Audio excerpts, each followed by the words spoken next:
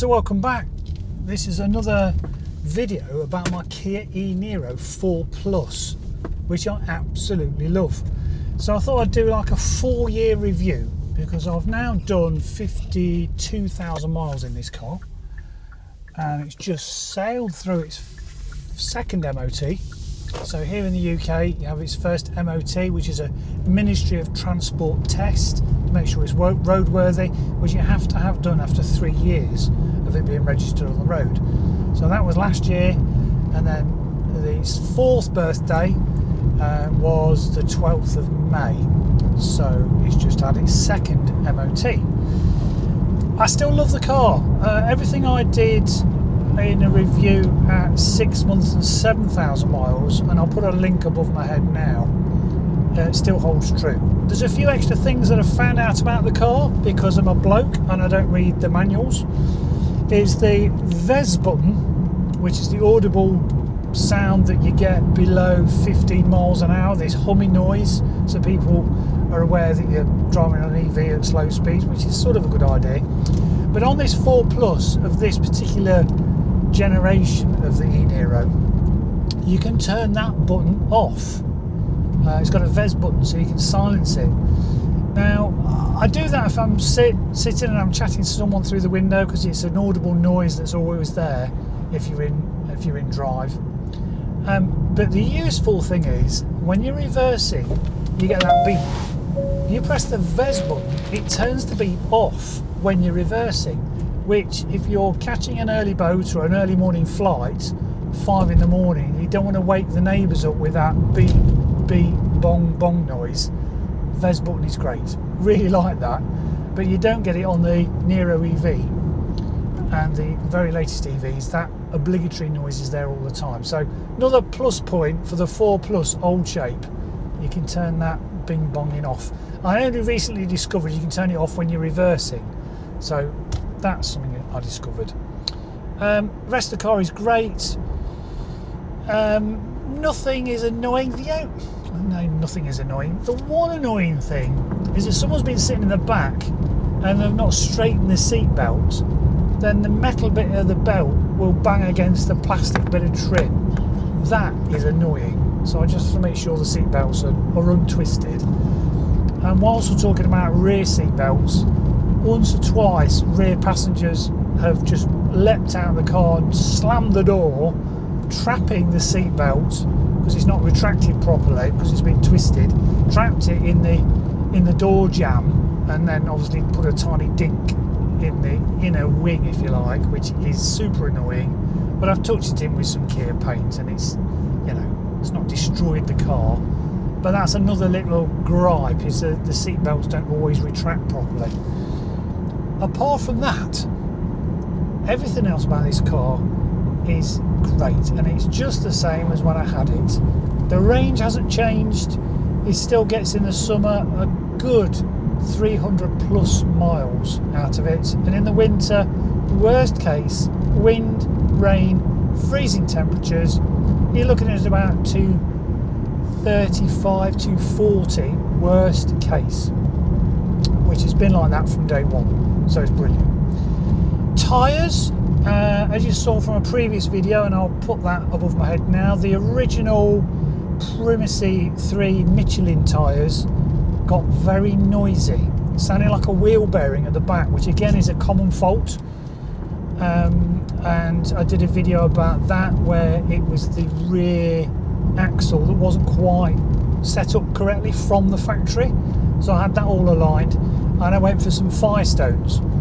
So that first set of tyres I changed at 19,000 miles, and those Firestones started again to wear a little bit unevenly at 41,000 miles. Now I had those changed last September the 13th, 2024, at 41,261 miles. I had those tyres changed when I was down south in Stirling for a hospital appointment for my wife, and I did a bit of research, and instead of going for Firestones, I went for something a little quieter and a good all-round performing tyre, which was these Goodyears, which are called, get it right, Efficient Grip Performance 2. And they came in at £141 each, and then with the other costs of fitting, balancing, tyre disposal, etc., a set of 4 Efficient Grip Performance 2 tyres from Goodyear cost £643.52. I say they've been on for 41,000 miles and now showing 53. So where are we? So 12,000 miles, no, 11,000 miles.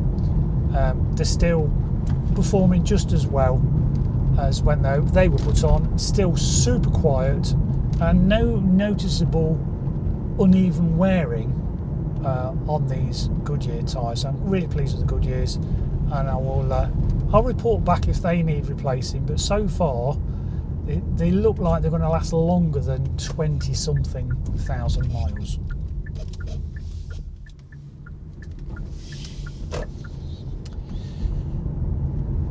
So it went in for its 5th service at 52,000 miles, not with Kia, and that is because you do not need to go to a franchise dealer. It will not affect the warranty. Here's so many people insisting it's had a Kia service stamped in the book. It's not necessary. It's called block exemption, and you can read about that on Google. Basically, if a VAT registered garage follows the service schedule and uses manufacturer approved parts, it will not invalidate the warranty if a non-franchise garage does the servicing. So I use my local HEVRA garage over at Stromness, and you'll find this quite interesting. So the 5th service came to £522, and before you all recoil in horror, let me break down exactly what that was. So of course I had the pollen filter, which even living here on Orkney is black after 12 months. So I had that changed, that was £15.60. And brake cleaner, because you strip all the brakes, reassemble them, £1.90, screen wash £2. And it was time for a coolant fluid change. Now a lot of people had recall from Kia and they would do it for free, but I never got a recall letter because not all Kia e-niro were affected by the crystallisation of the coolant. That apparently was the wrong coolant that Kia put in at manufacture. So mine was the bluey looking coolant, and yeah, I never got a recall, but they do recommend you change it at 50,000 miles. So again, mentioned it to my HEVRA garage, and they said yes, we know what's involved, we know what to do. And basically, like most modern cars, they hooked it up to a laptop. That was in order to activate the coolant pump, which obviously through the diagnostics and the onboard computers of the car were able to start the pump up, which normally only starts when the battery gets really warm and you're rapid charging, and that's when you may possibly hear the coolant kicking in to keep the batteries cool in the inverter. So one of the biggest expenses was brake pad replacement. Now, not because the brake pads had worn down. As you can see here, there was lots of brake pad material still left. The issue was the backing plate was parting company with the actual brake pad material, and that's because we live in a very salty environment, because we live on Orkney, and in Orkney, not on it, we live in Orkney, and basically the brake pad was breaking away from the backing plate, which is not a good idea. As you can see from this shot, it actually parted company.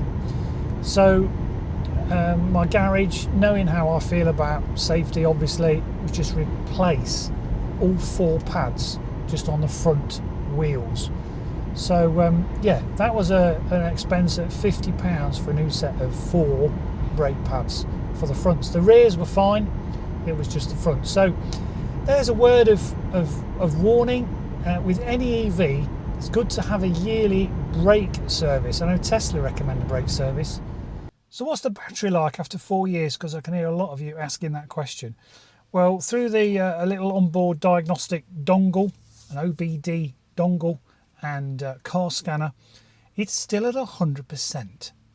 Now, this is the Kia e-niro 64 kilowatt hour. Its actual battery is 67, but I can use 64, so there is like a buffer. So there's about 3 kilowatt hours of energy that you'll never ever be able to use or never ever see. And that is where some of the degradation, when I can say it, will have happened. But for all intents and purposes, after 53,000 miles, I am seeing exactly the same range as when this car was new. Now, I've seen driving schools, taxi drivers with twice this mileage, 120,000 miles, still showing 100% range, still giving the same range as when it was brand new, because it's still using 64 usable kilowatt hours of range. So hats off to Kia. Unlike some other manufacturers that use all of the battery, Kia build in this buffer at the top, so you, the driver, don't suddenly see a drop off in the range. Another big shout out for the Kia e-niro. Great value second hand if you're thinking of getting an EV. And in the summer, if you want a genuine 300-mile range car with the remaining 7-year warranty, this is 4 years old. I've got 3 years warranty left on this. It's just great value for money, it really is. Anyway, thanks for watching. I hope you enjoyed that update and the costs involved. A little bit higher this time because I've had to have those brake pads replaced. Not because of wear, not because I'm polluting the atmosphere with brake dust particles, because of the salt air here in Orkney has caused the brake pad material to part ways with a metal backing plate. And obviously, that's not safe. Hope you've enjoyed it. See you next time.